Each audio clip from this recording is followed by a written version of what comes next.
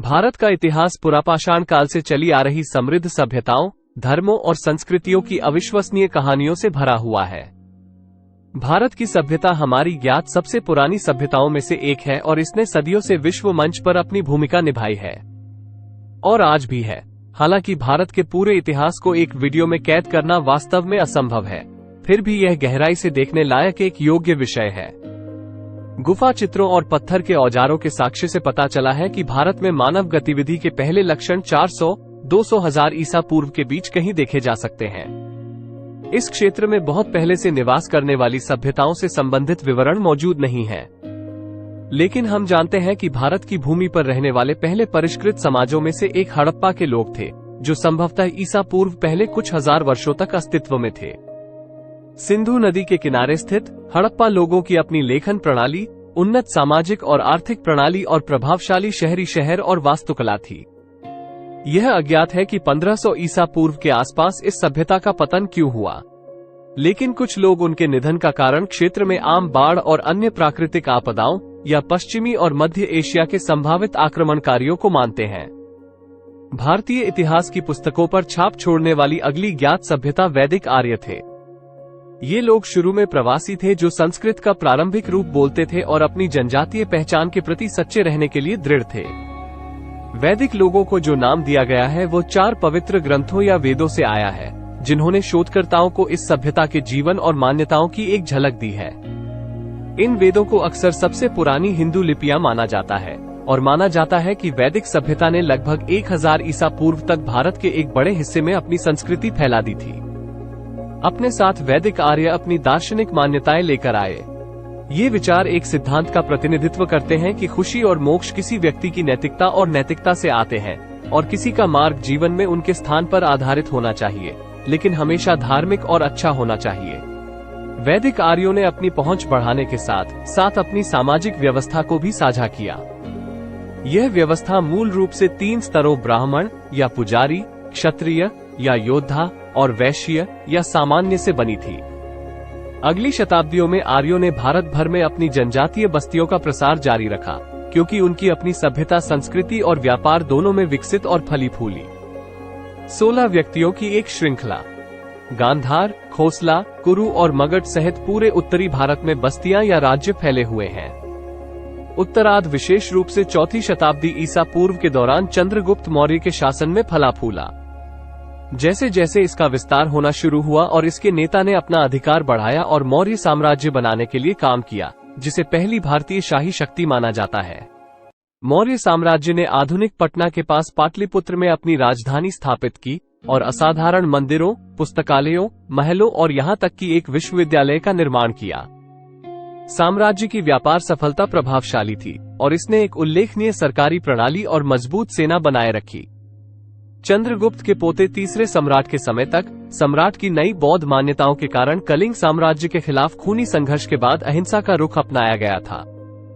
सिद्धार्थ गौतम बुद्ध का जन्म 560 ईसा पूर्व में हुआ था और सम्राट अशोक के शासनकाल तक उनके द्वारा स्थापित धार्मिक व्यवस्था पूरे भारत में अधिक से अधिक प्रचलित हो रही थी, संभवतः संघर्ष में भाग लेने की उनकी अनिच्छा के कारण।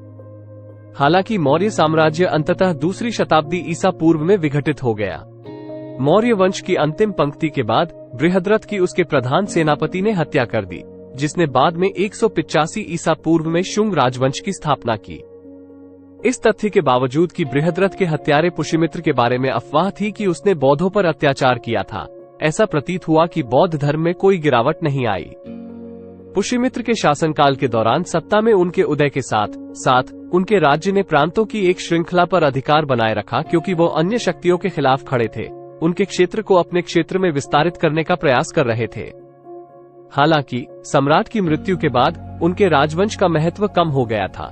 राजवंश ने कुछ भी उल्लेखनीय रूप से प्रासंगिक नहीं किया था और उनका नियंत्रण अल्पकालिक था।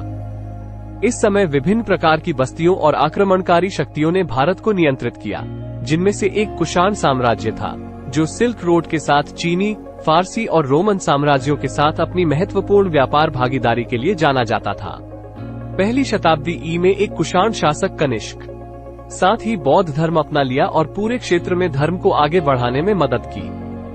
75 ई में कुषाण साम्राज्य ने एक नए युग, शक युग को चिन्हित किया, जो कुषाणों से थोड़ी दूरी पर था। दक्षिण में मुट्ठी भर अन्य शक्तियां उठी, गिरी और एक दूसरे के बीच वर्चस्व के लिए लड़ी। सातवाहन, चेरा, चोल और पांड्या के राज्य इस समय और शास्त्रीय युग के दौरान दक्षिण में कुछ प्रमुख प्राधिकारियों में से थे। शास्त्रीय युग के दौरान गुप्त साम्राज्य उत्तरी भारत का चेहरा बन गया और अधिकांश क्षेत्र एकजुट हो गया। यह उनके अधिकार क्षेत्र में है, जिसे अक्सर उत्तरी भारत के स्वर्ण युग के रूप में वर्णित किया जाता है। गुप्त साम्राज्य के शासनकाल को कानून और व्यवस्था के साथ साथ सांस्कृतिक उत्कर्ष का समय माना जाता है। साम्राज्य के शासक सैन्य अभियान के लिए अजनबी नहीं थे, लेकिन उनका लक्ष्य सैन्य कार्रवाई के अलावा मार्शल गठबंधन जैसे शांतिपूर्ण तरीकों से अपने क्षेत्र का विस्तार करना था। हालांकि गुप्त साम्राज्य को सदियों से व्यापक सफलता मिली, लेकिन अंततः वे 5वीं और 6ठी शताब्दी के बीच गिरावट के बिंदु पर पहुंच गए, क्योंकि मध्य एशिया से हमलावर हूणों ने पूर्व प्रमुख साम्राज्य की भूमि पर कब्जा करना शुरू कर दिया। जैसे जैसे बौद्ध धर्म और जो बाद में हिंदू धर्म बना, फले फूले, स्थानीय और अतिक्रमणकारी अधिकारी क्षेत्र और प्रभुत्व के लिए लड़ते रहे। निम्नलिखित शताब्दियों में भारतीय सभ्यता का अगला बड़ा झटका इस्लाम के आगमन के साथ आया। मुस्लिम आक्रमणकारियों ने भारत में मिशन भेजना शुरू कर दिया। पैगंबर मोहम्मद की मृत्यु के एक सदी बाद मुस्लिम सुल्तानों की एक श्रृंखला ने सिंध, माल्टान और समनाथ जैसे स्थानों पर दावा करते हुए भारत में अभियानों का नेतृत्व करना शुरू किया। इन घुसपैठों से देशी राज्यों की हार हुई और रास्ते में हिंदू मंदिरों का विनाश हुआ। राजपूत सुल्तान आक्रमणकारियों के खिलाफ सबसे दृढ़ रक्षकों में से एक के रूप में खड़े थे, लेकिन अंततः वे 1192 में मोहम्मद गोर और उनकी सेना से हार गए। जैसे जैसे इस्लाम ने भारत में अपना प्रभाव डालना शुरू किया, बौद्ध धर्म जैसे अन्य प्रमुख धर्मों का पतन शुरू हो गया। 13वीं सदी की शुरुआत तक दिल्ली सल्तनत प्रभुत्व का युग उदय हुआ। दिल्ली सल्तनत के भीतर पहले राजवंश की स्थापना कुतुब उद्दीन ऐबक ने की थी।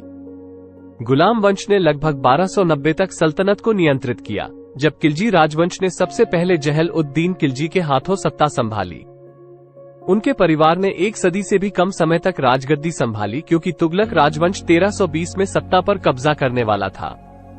तुगलक राजवंश ने तकनीकी रूप से 1412 तक सत्ता बरकरार रखी, लेकिन 1398 में तमो के नेतृत्व में दिल्ली में घुसपैठ से मामला जटिल हो गया।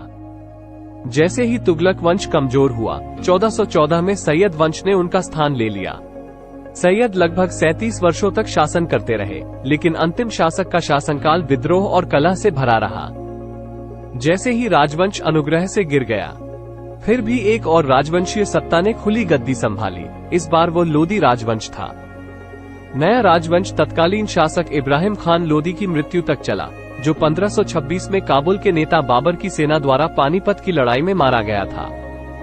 इब्राहिम का मृत्यु ने समग्र रूप से दिल्ली सल्तनत का अंतिम अंत कर दिया। अब लोदी राजवंश से प्रतिस्पर्धा से मुक्त होकर बाबर ने मुगल राजवंश की स्थापना की, जो पूरे इतिहास में सबसे महान राजवंशों में से एक बन गया। मूल तुर्क मंगोल शाही शक्ति ने 2 शताब्दियों से अधिक समय तक भारत के विशाल बहुमत पर शासन किया और महान ताजमहल सहित महत्वपूर्ण सांस्कृतिक विकास और वास्तुकला उपलब्धियां हासिल की। अपनी अपार सफलता के बावजूद 18वीं सदी की शुरुआत में मुगल साम्राज्य का पतन शुरू हो गया, क्योंकि एक के बाद एक विद्रोहों ने मराठों और अंग्रेजों की धमकियों के साथ व्यापक शक्ति की नींव को हिलाना शुरू कर दिया। ब्रिटिश ईस्ट इंडिया कंपनी वास्तव में पहले से ही कुछ समय के लिए इस क्षेत्र में थी, लेकिन मुगलों के पतन के कुछ समय बाद ही अंग्रेजों के साथ स्थिति खराब होने लगी। 1857 तक भारत पर ईस्ट इंडिया कंपनी का नियंत्रण बढ़ता जा रहा था और स्थानीय लोगों के पास इसका कोई अधिकार नहीं था। जो मेरिट में भारतीय सैनिकों द्वारा एक साधारण विद्रोह के रूप में शुरू हुआ, वो जल्द ही एक व्यापक विद्रोह में बदल गया और 1857 के भारतीय विद्रोह के रूप में जाना गया। इस विद्रोह को बाद में भारतीय स्वतंत्रता का पहला युद्ध कहा गया और भले ही अंग्रेज इसे दबाने में सक्षम थे, कुछ ही महीनों के बाद विद्रोह हुआ तो इसका अनिवार्य रूप से स्थायी प्रभाव पड़ा। विद्रोह के जवाब में 1 नवंबर 858 को ब्रिटेन की महारानी विक्टोरिया ने घोषणा की कि भारत पर ब्रिटिश ताज के नाम पर शासन किया जाएगा। उस समय से स्थानीय लोगों ने अपनी भूमि पर ब्रिटिश वर्चस्व पर अपनी अस्वीकृति और गुस्सा बनाए रखा और राष्ट्रवादी भावनाएं और आंदोलन खत्म नहीं हुए। स्वतंत्रता की दिशा में अगला बड़ा कदम तब आया जब महात्मा गांधी और भारतीय राष्ट्रीय कांग्रेस ने प्रथम विश्व युद्ध की समाप्ति के बाद असहयोग आंदोलन शुरू करते हुए ब्रिटिश सरकार के साथ सभी सहयोग वापस लेने का फैसला किया। जब इस रणनीति से वांछित परिणाम नहीं मिले तो गांधी ने इसे अपनाया। दिसंबर 1929 में सविनय अवज्ञा आंदोलन के रूप में एक नई तकनीक। मूलतः यह आंदोलन 16 जनवरी को मनाए जाने वाले भारतीय स्वतंत्रता दिवस की घोषणा और ब्रिटिश सरकार के किसी भी आदेश की पूर्ण अवज्ञा से बना था। फिर गांधी जी की रणनीति विफल रही और इस बार तो उन्हें गिरफ्तार भी कर लिया गया, जबकि कई अन्य विद्रोहियों की हत्या कर दी गई। फिर भी अंततः अंग्रेजों को नवंबर 1930 में शुरू हुए गोलमेज सम्मेलन में धकेल दिया गया, जिसमें से दूसरे में गांधी जी ने भाग लिया। सम्मेलनों ने एक और विफलता को चिन्हित किया और सविनय अवज्ञा फिर से भड़क उठी। गांधी जी का अगला प्रयास भारत छोड़ो आंदोलन फिर भी कोई खास प्रगति नहीं कर सका। द्वितीय विश्व युद्ध में नए मुद्दे सामने आए क्योंकि भारत को अंग्रेजों द्वारा युद्ध के लिए मजबूर किया गया था। लेकिन संघर्ष के समापन पर दृष्टि, भारत में एक नई लेबर पार्टी सत्ता में आई और उसने आजादी की लड़ाई के प्रति सहानुभूति दिखाई। आखिरकार 1947 में 15 अगस्त में बदल गया, भारत एक स्वतंत्र राष्ट्र बन गया। इसके साथ हम भारतीय इतिहास के बारे में हमारे रोमांचक वीडियो को समाप्त करते हैं। आशा है कि आपको ये पसंद आया होगा। आपसे अनुरोध है कि कृपया हमारे चैनल को सब्सक्राइब करें और नियमित अपडेट प्राप्त करने के लिए बेल आइकॉन को दबाएं। धन्यवाद।